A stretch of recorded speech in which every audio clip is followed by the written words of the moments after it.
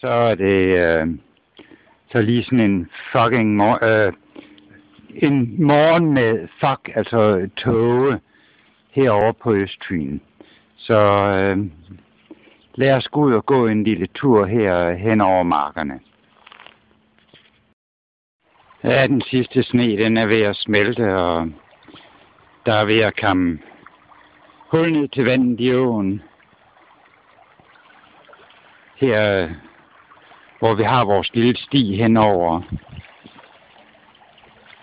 åen over til markerne på den anden side. Det er så et lille blik op til vores lille landsted, der ligger herovre på Østfyn og sådan lidt ud over markerne.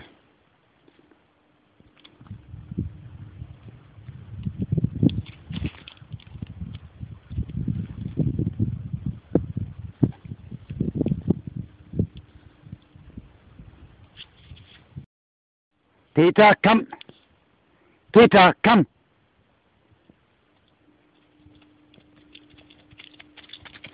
Ja, det var godt, god hund. Ja. Yeah. Peter, plads! Peter! Peter! Peter! Plads! Plads! Peter, plads! Peter, plads!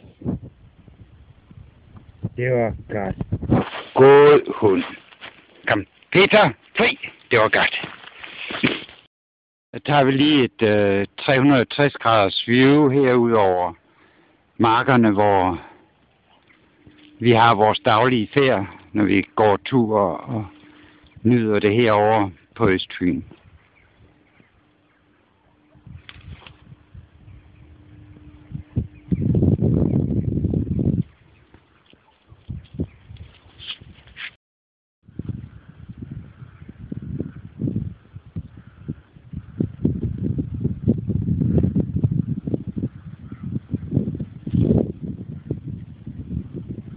Peter, kom!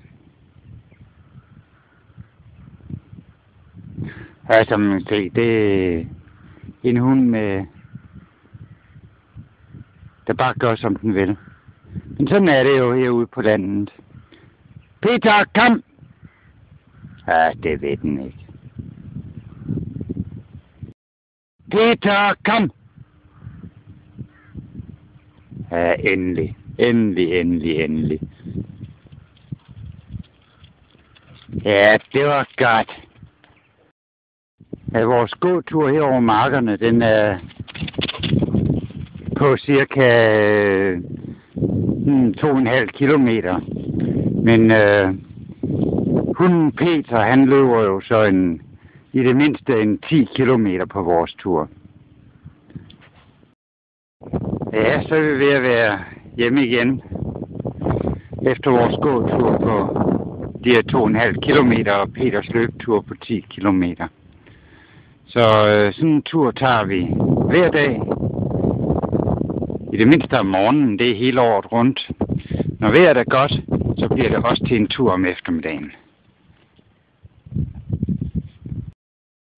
Ja, så er der bare lige det sidste lille stykke vej her op gennem vores lille frugtplantage, før vi er hjemme igen. Så forhåbentlig så er Peter træt og sover nu i adskillige timer, før han er klar igen.